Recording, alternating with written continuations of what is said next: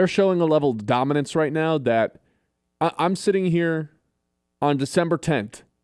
I go to check out what their odds are to win the national championship, and they are 3-1 favorites. To put that into perspective, there are 5 NFL teams that have a longer odds, that have a less likely chance to win their matchup on Sunday than Michigan is to win the national championship. The Jets' money line is plus 900. The Cardinals' money line is plus 420. The Raiders' money line is plus 560. Titans 600.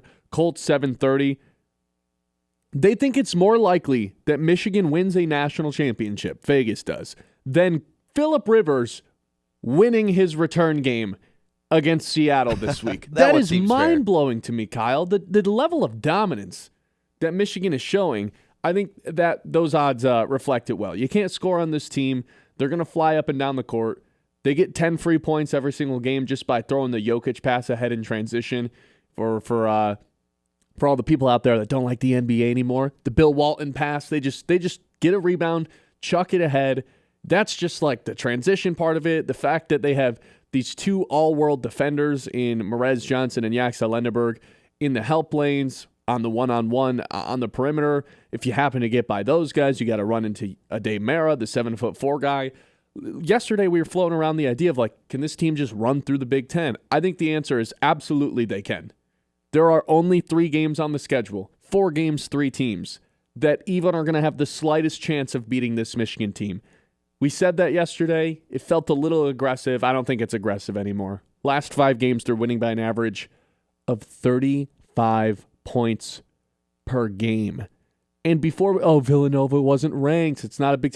This is a top 30 offense that they held to, less than 40% shooting from the field. Number 1 in the country in terms of opponent 2-point percentage. Unless you're getting lucky and shooting a 3 and it's going in, you don't really score on this Michigan team. And they don't really miss 2-point shots because of the way that they can get into the paint and have a dude to clean everything up, even if they do miss it. I am stunned by how good this Michigan team is to start up the season, to the point where I'm looking around and looking at, remind me again what 2012 Kentucky's record was. Remind me again what UConn's record was in 2024, their second year of the back-to-back national championships. This Michigan team has a chance to be one of those teams. And now, yes, they are blowing every team out of the water. Yes, they'll probably blow Maryland out on Saturday. But I feel like it's become must-see TV, not because it's close games, but with every game they play, it feels like they're stacking a little bit of history and a little bit more and a little bit more. And by the time the season's done, there's going to be this entire season worth of, wow. Like, I can't believe I got to watch the 2025 Michigan team, which at some point needs a nickname. For now, I think it's just the fact that Dusty May has laid the blueprint on how to build a basketball team in 2025. He broke the system. This ain't college basketball anymore. This is semi-pro. This is recruiting. This is hitting the portal, which is essentially free agency, and Dusty May has mastered it. I'm appalled at how good this Michigan basketball team is. It's insane. Yeah, it's truly a joy to watch Jaxa Lendeberg. I mean, there's so many different things to this team that I think are, like, you can give props to everyone. And I think that it's obviously more than just them having a star player. Like, they are a true team. And Mara might even be, like, the guy that pops off the screen the most. But I texted you this last night watching the game. Like, Lendeberg, to me, is a truly, like, a generational college defender. He's unreal. The lineup they run with the 3 bigs, where you have Mara obviously guarding the paint, and then you have Johnson and Lendeberg. You mean their starting lineup? Well, yeah, but I'm saying, like, specifically defensively. Like, that guy should not be able to defend the perimeter the way that he does at the college level, especially when they run that little zone as well. How are you supposed to score on this team? I mean, like... Or throw passes. Right, exactly. He jumps how many times a game does he just jump the lane and get a 1-on-0 transition break? And then, I mean, in transition, he is about as electric as it gets. Right. It's not Cohen Carr, but... He's just extremely lengthy. He moves so smooth on defense, and obviously, I mean, he was the defensive player of the year in the American last year for a reason. And now he comes here to this Michigan team, and he has a guy on the backside and Ade Mara to help him. Like, he can take more risks on the perimeter defensively because you have that guy to protect the paint. Like, and you've got just a bully, like a brick wall of a human being, 250 pounds in Merez Johnson. This team, you know how we talk about Now, I guess we don't really talk about it that much, but this Oklahoma City Thunder team is just on a completely different level defensively than everyone else in the NBA. I'd be shocked if they didn't break Golden State's record. That's how good they are. The gap between them and the second best team defensively is the same gap between the second best team and the 19th best defensive team in the NBA. They're creating this large gap. You look at Michigan, and whereas in the NBA there's 29 other teams to compare yourself against, Michigan, there's 132 teams to compare yourself against, and they're having the same sort of level of dominance defensively. They have an 85.6 defensive rating, which is points per 100 possessions. 85.6. The gap between them and number 2, them and Iowa State, is a 5-point difference. The gap between number 2, Iowa State, and number 13, Tennessee, is that same gap. 5 points. Yeah. It's ludicrous. I mean, their defensive rating dropped by 2 whole points after last night's game. And their net rating went up by another point. Like, they're dominating in the net as well. There's no one even close to them. It is very, I'm a little bit disappointed. They didn't score 100 points for the 4th straight game. They didn't win by 30-plus points for the 4th straight game. That's what we're expecting now with this team. It's unreal. They're Vegas' worst nightmare. They won by 29 points, and their average margin of victory the last 5 games went down. Down. That's the best stat there is. It's 35 points per game in the last 5 against two of those teams were ranked, and one of them is Villanova, who, they sure didn't look like it last night. They shot 34% from the field, but this was a top 30 offense coming into this game last night. It was over with 10 minutes left in the first half. By the time the second media timeout came, with 12 minutes left in the first half, the game was over. And Villanova goes on this cute little run, and Michigan just answers it right back and goes on 2 more runs just in this first half alone. There was 3 different double-digit runs for Michigan in the first half of this game. I don't understand it, man. You watch him, and there was a possession last night. I was watching on the Fox Sports app, so it didn't let me rewind it, but I wish I could have clipped it, because there was a possession last night where Villanova brings the ball down, they try to get into an offense, and for 30 seconds, the full shot clock, they are moving the ball around, trying to get a shot. It's not like they're just standing there at a loss for what to do. They are running their offense, and every single look their offense was trying to generate, anytime someone had thought about shooting it, they just had a guy right in their face contesting it.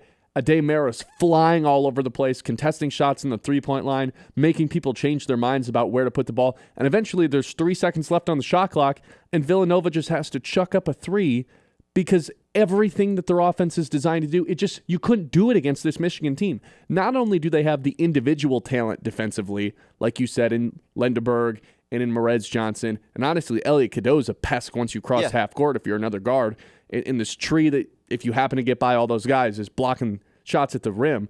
But they play together collectively on a string. It is a defensive clinic that they are putting on out there on a night-to-night basis. And you know what my favorite part might be? They do not take their foot off the gas. They don't do it. The game was over 10 minutes in. And when there's 5 minutes left, they are still pedal to the metal trying to blow this team out of the water. Starters still in the game. Dusty May's truly a psychopath. I think that's what it comes down to. And I think you make a great point with essentially everyone on this team is a plus defender because of that trio that they have. Yes. The Amara and Lendenberg are extremely good help defenders. They are unreal help defenders. And so when you have those guys' ability to protect inside, everyone else on the perimeter can just take risks. Right? Cadeau can play extra aggressively because, if my guy blows by me, I have the best help defender in the country ready to help, and then the best shot blocker potentially in the country. When you have those 2 guys ready to help you out, you can be extremely more aggressive defensively. That's why this Michigan team, I think, is just destined to be as good as they are. When you compare this team to last year's team, the individual talent, I think, is honestly pretty similar, but their defense will just, no matter what, keep them. It will prevent them from ever being down by a ton, right? They didn't even shoot the ball well last night. That's what I'm saying. They could have the games where they don't score. And they shot 27% their defense is going to keep them there. Exactly. But they get free points in transitions on a night-to-night basis. Their turnover, the amount of turnovers that they force is going to lead to a ton of transition points as well. And how many times does they miss the shot and Ade Mara just grabs the ball and puts it in the rim? without jumping. At their very worst, they might be the third best team in the Big Ten. On their worst night of the year. I don't think there's more than 2 teams that are better than them in the Big Ten. And I don't know why we would ever think we're going to see their worst again. Right. I mean, State puts on a play has defensive. yet to start. I mean, and they got their first conference win by 30 points. Their real conference play has yet to start. They've played one game, and then they'll take a little bit of a break before we kick into it. But I mean, State is a defensive clinic. They are the pinnacle of how to put on a defensive clinic. I don't know how they're going to stop this Michigan team. I can read all the stats in the world, but like sometimes they cut to them on the bench or the classic get off the bus test. Like, what do they look like when they get off the bus? Do they look like a real team? Sometimes they flash to them on the bench. And it's just like, that doesn't look like a college team. These guys are all like grown men sitting on the bench. Merez Johnson is a beast. Lindenberg looks like he's 26 and could be playing in the NBA right now if he really wanted to. Yeah.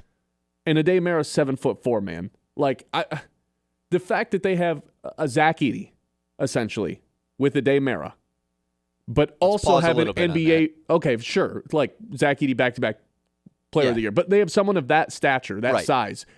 But they also have this other NBA dude who could be playing in the league right now, but decided to come back. Would have been a first-round pick, yeah, but instead I'll take $3 million to come play at Michigan. And now I'll probably be a lottery pick. And they have this lights-out point guard who's just like a great facilitator, who's also just unlocked the ability to shoot threes. And they've got this 5-star freshman that we haven't even mentioned, who's just hit the ground, not just running, but sprinting, and Trey McKinney, who's shooting over 40% from 3, ladies and gents. Oh, and they've got this other guy who's been there for 4 years, who's also shooting over 40% from 3.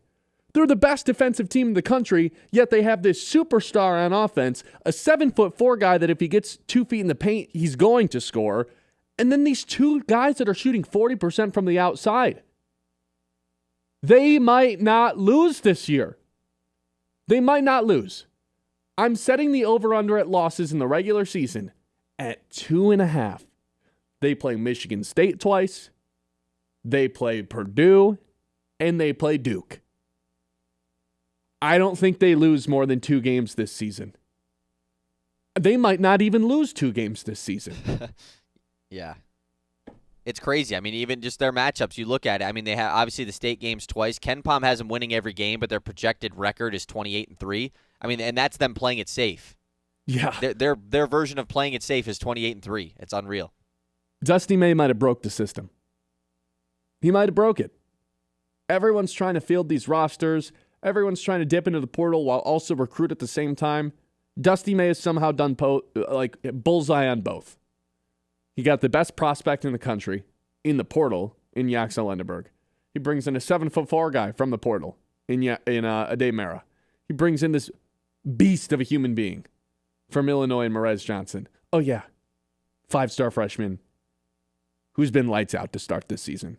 Who honestly, like, if it wasn't for Elliot Cadeau, could just be in this starting lineup, and I think they'd be fine. That's the thing, too, Kyle. No matter what 5 guys are out there, it never stops. They stay fresh. There's 8 guys that are true difference makers on this team. I'll take it a step further. There's like 10 guys that are difference makers on this team. You'll get something from LJ Kaysen / Roddy Gale every game. You'll get something from one of them. Who we thought Roddy Gale was going to, last year Roddy Gale comes alive in March, saves the season a couple times against Ohio State that was, right. and then but he was your only shooter outside of the point guard, and Donaldson. We were saying at the end of last year, like, Roddy Gale's going to have to be this, take this big time leap. He's going to be relied upon a lot next year. He had 19 minutes last night. Yeah, they legit don't need him. LJ Kaysen, ton of acrobatic finishes last night. Great touch around the rim. They don't really need him. And then Cheddar, who everyone's just kind of loved for the last few years at Michigan, he's down to 12 minutes a game and is just perfectly fine sticking around, coming in, shooting a 3-ball when he does come in. He's like, no, guys, this is fine. I'm not transferring out to get more minutes. I'm going to win a national championship this year. I don't care if my minutes go down. It's insane, man. Like, if you have yet to watch a Michigan game this year, maybe you're going to turn on a blowout on Saturday, but you know what? That's what I'm saying. You're going to see, every win is, we're getting closer and closer to a truly great team behind a great season. What's Vegas going to do with this team? You know, they win every game by 30. What are you going to do? Make them 30-point favorites in a Big Ten matchup? In a Big Ten game? You can't do that, but they might have to. What were they last night? 15? 15 and a half. I mean, they were up by 16 8 minutes into the game. And it was apparent Villanova was not coming back. Of course. They were not getting themselves back into it. They went on a mini little run. Their guys started flexing a little bit. Then Michigan just started, playing defense again, and it's over. I mean, how big are they going to be favored against LaSalle in their next home game? Oh, man. 35? It might be. LaSalle, I mean, the projected score is 89-54. So yeah, LaSalle is that's 35. They're 199th on defense, 275th on offense. Yeah, Michigan's got to go on the road this Saturday at Maryland, which Maryland's having they were supposed to be good. They haven't been that good. I don't think it matters. Right. I really don't think it matters. You know what part made me laugh the most yesterday, though? They give the ball, on top of having this elite point guard, the superstar wing guy in Lenderberg, who really should be a 4 on most teams, but Michigan's just got the size to run him at the 3. Sometimes they'll just give it to a Mera at the elbow, and just everyone starts cutting, and he's so much taller than everyone that he can kind of just see the whole floor, and he's just got good feel and good, vision for a 7'4" guy. But he threw a no-look pass yesterday to a guy cutting at the rim. I was like, okay. What are you supposed to do if you're the other team? You give it to a guy who's 7'4" at the free throw line. He just turns his back and starts throwing no-look dimes to people. I don't know if this Michigan team's going to lose this year. 989-837-6125. This is the Ben Bosscher Show live here on 100.9 The Minute. Want to get your thoughts on this team as well, because based on their schedule, even with Duke, Purdue, Michigan State twice, I'd be shocked if this team lost more than 2 games in the regular season. They're the favorites to win the national championship. Are you ready to plant your flag? Yeah, this is national championship or bust. We're not even halfway through December, and I feel like anything short of a national championship for Michigan is a failure. That is how dominant the first 9 games of this season have been. 989-837-6125. This is the Ben Bosscher Show, live here on 100.9 The Minute, the 9 o'clock hour.